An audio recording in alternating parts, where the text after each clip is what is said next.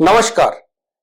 मैं हूं डॉक्टर जगन्नाथ दीक्षित और आप देख रहे हैं doctor Dixit lifestyle YouTube channel. दोस्तों, पिछले 2 दिनों से कई सदस्यों ने मुझे एक न्यूज आइटम भेजा है, एक खबर भेजी है और वो काफी आशंकित हो गए हैं। और वो खबर क्या है, आपने भी शायद पढ़ा होगा। मेन स्ट्रीम मीडिया में काफी जगह पर न्यूज छप के आ गई है और वो न्यूज ये है कि जो लोग इंटरमिटेंट फास्टिंग करते हैं, यानी अपना खाना जो है वो 8 घंटे के अंदर खत्म करते हैं और फिर 16 घंटे फास्टिंग करते हैं, ऐसे लोगों में कार्डियोवैस्कुलर रिस्क जो है, यानी हृदय की जो बीमारियां हैं उससे मौत होने का डर बाकी लोगों से, यानी कि जो 12 से 16 घंटे तक खाते हैं दिन में, उनसे 91% बढ़ जाता है, यानी 91% बढ़ जाता है। और कुछ न्यूज़पेपर से लिखा है ये अमेरिकन हार्ट एसोसिएशन का अभ्यास है, किसी ने कुछ, लेकिन सभी मेन स्ट्रीम मीडिया में ये खबर आ गई। और नेचुरली जो लोग दीक्षित लाइफस्टाइल फॉलो करते हैं, क्योंकि काफी बार गलतफहमी हो जाती है लोगों को कि दीक्षित लाइफस्टाइल और इंटरमिटेंट फास्टिंग एक ही है, इसके लिए मैंने एक यूट्यूब पर वीडियो भी बनाया था और मैंने कहा था कि इंटरमिटेंट फास्टिंग, इसमें समय की पाबंदी है, जिसको हम टाइम रेस्ट्रिक्टेड ईटिंग कहते हैं। एक विशिष्ट समय के अंदर खाना खाना है और बाकी समय भूखा रहना है। लेकिन दीक्षित लाइफस्टाइल जो है वो फ्रीक्वेंसी रेस्ट्रिक्टेड ईटिंग है, यानी कितनी बार खाते हो उसके ऊपर हमारी पाबंदी है। और हम कहते हैं कि 2 ही बार आपको खाना चाहिए। हम ये नहीं कहते कि आपको 2 खानों के बीच में 8 घंटे का गैप रखना चाहिए या 10 घंटे का रखना चाहिए या 12 घंटे का रखना चाहिए।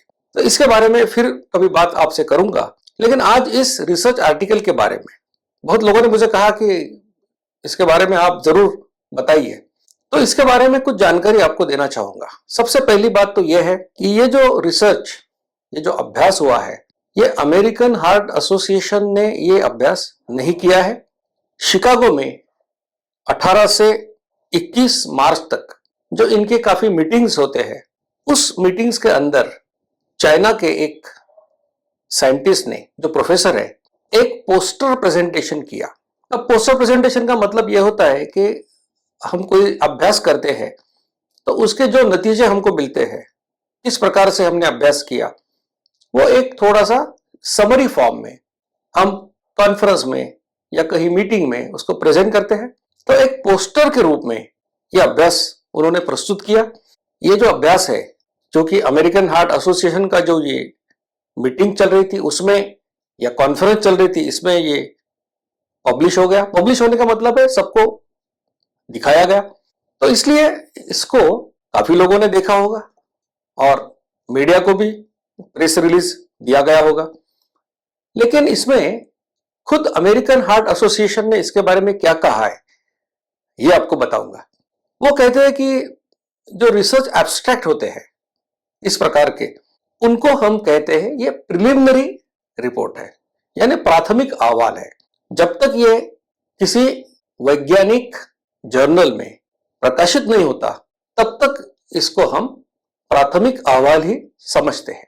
अच्छे मेडिकल जर्नल में प्रकाशित होना है उसको, तो उसको एक प्रोसेस होती है जिसको हम बोलते हैं पीयर रिव्यू, कि जिस क्षेत्र में आपने अभ्यास किया है उस क्षेत्र के जो जाने माने अभ्यासक है, उनको ये आपका रिसर्च जो है वो भेजा जाता है। और जब भेजते हैं तो जो रिसर्च करने वाला है उसका नाम, उसकी संस्था, इसके बारे में कोई भी जानकारी जो लोग इसको रिव्यू करते हैं, उसका परीक्षण करते हैं, उनको बताई नहीं जाती।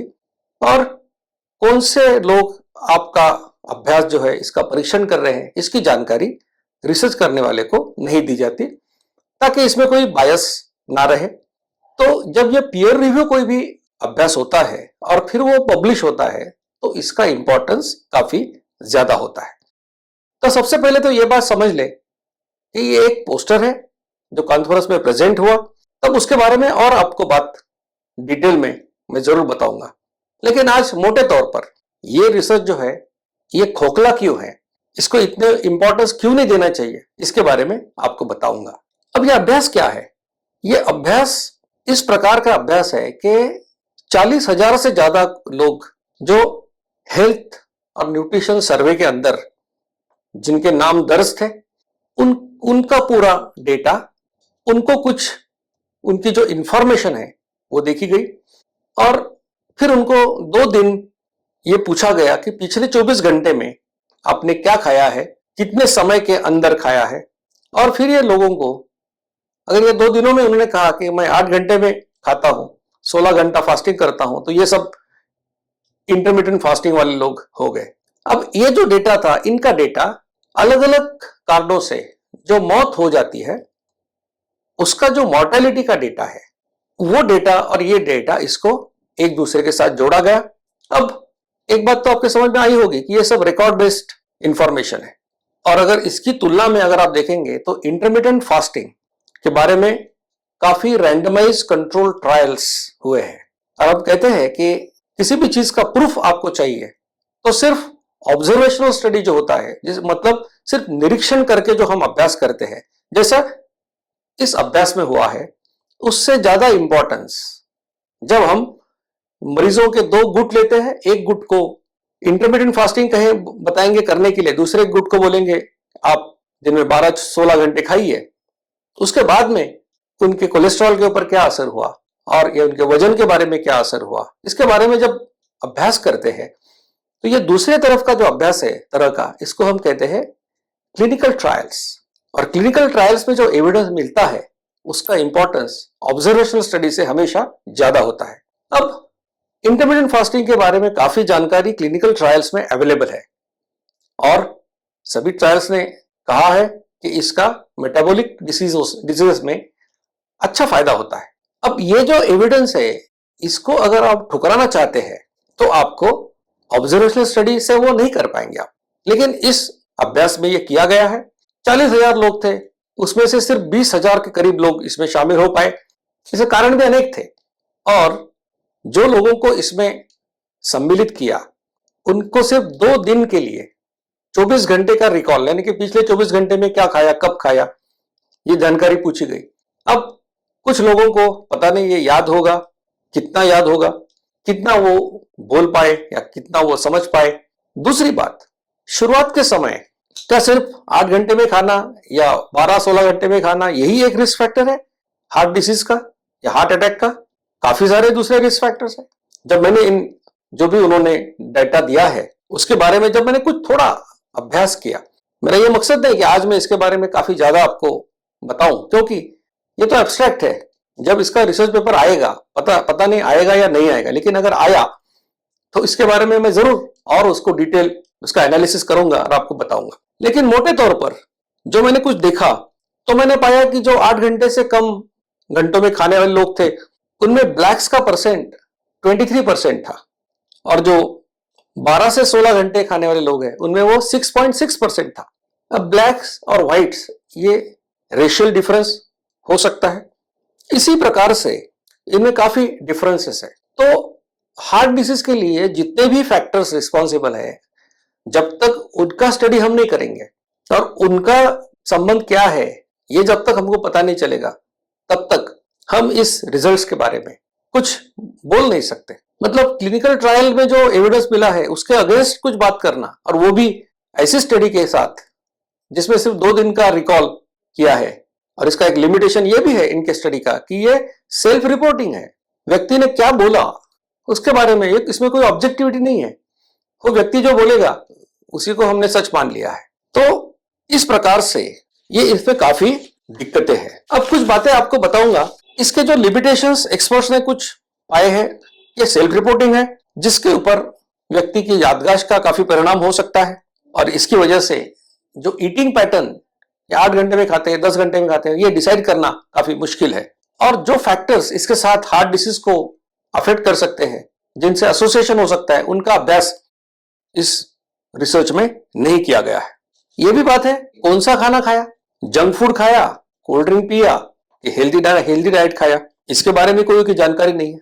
और सबसे जो ज्यादा जो फिक्र करने की बात वो ये है कि सिर्फ 2 दिन के मेमोरी रिकॉल के ऊपर लोगों को अलग अलग ग्रुप्स में क्लासिफाई किया गया। अब ये स्टडी की शुरुआत कैसे हुई, इसका हाइपोथेसिस क्या था, यानी क्या प्रूव या डिस्प्रूव करना चाहते थे। तो उन्होंने ये लिखा है कि 8 घंटे का जो टाइम रेस्ट्रिक्टेड ईटिंग है, ये अगर कोई ऐसा करता है तो उसको हार्ट डिसीज या सभी कारणों से होने वाली मौत जो है उसकी रिस्क उसकी कम हो जाती है। अगर हाइपोथेसिस ये है, अगर ये प्रूव नहीं हुआ तो इसका निष्कर्ष क्या निकलना चाहिए कि टाइम रेस्ट्रिक्टेड ईटिंग जो है ये रिस्क कम नहीं करता।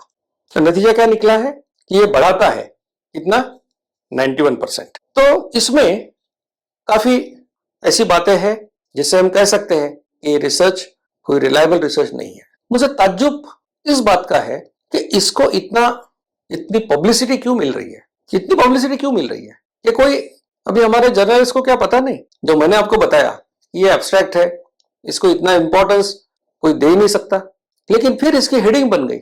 और जो भी लोग स्वास्थ्य को अपने हाथ में लेना चाहते हैं, अपनी जीवन शैली बदलना चाहते हैं, हो सकता है इंटरमिटेंट फास्टिंग हो, कोई भी लाइफस्टाइल हो, उनके लिए इसके जो नतीजे हैं वो नतीजों में ये आया है कि टेम्पररी कुछ महीनों के लिए आपको फायदा होगा, लेकिन बाद में आपको नुकसान हो सकता है। ये कहने का कारण यह है कि जो भी ये करता है उसको फायदा होता है। अब उसको इस तरह से बहकाने की कोशिश हो रही है कि आप थोड़े दिन के लिए करोगे तो फायदा होगा, बाद में आपको नुकसान होगा। इसका क्या लॉजिक है, कोई समझ में आने की इसका लॉजिक समझ में नहीं आता है। दूसरी इसमें यह भी कहा गया है कि अगर आपको कुछ करना है तो पर्सनलाइज्ड, यानी हर व्यक्ति के हिसाब से उसको गाइडेंस देना पड़ेगा। ये एक टिपिकल लॉजिक लगाया जाता है। जैसे हम कहते हैं कि 2 बार खाना खाओ, तो सभी को एक एडवाइस कैसे, हर व्यक्ति अलग है तो हर व्यक्ति के लिए अलग अलग एडवाइस होना चाहिए। तो मैं उनको कहता हूं कि हर व्यक्ति अलग है, हर डायबिटिक अलग है, तो हर डायबिटिक को मेटफॉर्मिन क्यों देते हैं, फिर हर व्यक्ति को अलग अलग मेडिसिन क्यों नहीं देते। तो कहने का मतलब है कि हर व्यक्ति अलग है, लेकिन जनरलाइज प्रिंसिपल जो होते हैं वो कॉमन होते हैं। तो मुझे तो ऐसे लगता है कि इंटरमिटेंट फास्टिंग हो या कोई लाइफस्टाइल मॉडिफिकेशन हो, उसमें कोई दवा नहीं है और दुनिया में ये काफी मशहूर हो रहे हैं और लोग इससे फायदा भी पा रहे हैं। इस सब को कहीं रोक लगाने के लिए, लोगों का मन विचलित करने के लिए, लोगों को उससे भटकाने के लिए शायद इस प्रकार की न्यूज छप रही है। मैं सभी जो दीक्षित लाइफ स्टाइल फॉलो करने वाले लोग हैं, सभी से अपील करूंगा कि किसी भी बहकावे में मत आइए। मैंने आपको वैसे क्लियर भी किया है कि दीक्षित लाइफ स्टाइल ये टाइम रेस्ट्रिक्टेड ईटिंग नहीं है, ये फ्रीक्वेंसी रेस्ट्रिक्टेड ईटिंग है। और इंटरमिटेंट फास्टिंग से भी जिस अभ्यास के आधार पर ये सब बातें कही गई है उसको कोई बुनियाद नहीं है। और ये तो एब्स्ट्रैक्ट के ऊपर, और जो भी न्यूज प्रिंट होके आ गई इसके बारे में मैंने आपको बताया है। जब इसका अभ्यास किसी अच्छे जर्नल में प्रकाशित होगा तो इसके ऊपर और एक वीडियो जरूर बनाऊंगा। तो आप दीक्षित लाइफ फॉलो कर रहे हैं, दीक्षित लाइफस्टाइल, तो जरूर उसको फॉलो कीजिए। इसमें कोई आपको नुकसान होने का कोई चांस नहीं है। दोस्तों, यकीन है कि ये जानकारी आपको फायदेमंद, यूजफुल साबित हुई होगी। जो जो व्यक्ति आपको मैंने जो अभी कहा वो न्यूज के कटिंग आपको भेजेगा, उन सभी को मेरा ये वीडियो आप जरूर भेजिए ताकि नॉलेज का प्रसार हो और लोगों को सच्चाई के बारे में जानकारी मिले। दोस्तों, ऐसी जानकारी आपके पास सबसे पहले पहुंचे, इसलिए डॉक्टर दीक्षित लाइफस्टाइल इस YouTube चैनल को जरूर लाइक कीजिए, शेयर कीजिए और सब्सक्राइब कीजिए। धन्यवाद। मधुमेह निवारण एवं वजन घटाने के लिए डॉक्टर दीक्षित मंत्र। दिन में केवल 2 बार भोजन करें, जहां तक संभव हो निश्चित समय पर करें। प्रत्येक भोजन को 55 मिनट के भीतर समाप्त करें। भोजन से कार्बोहाइड्रेट की मात्रा कम करें, प्रोटीन और फाइबर बढ़ाएं। कम से कम 45 मिनट के लिए दैनिक एरोबिक व्यायाम सुनिश्चित करें। 2 भोजन के बीच में बिना अतिरिक्त स्वाद वाली काली या हरी चाय, पतली छाछ और पानी जितना आपको चाहिए। मधुमेह निवारण और वजन घटाने के लिए आपको अडोर समूह की तरफ से शुभकामनाएं।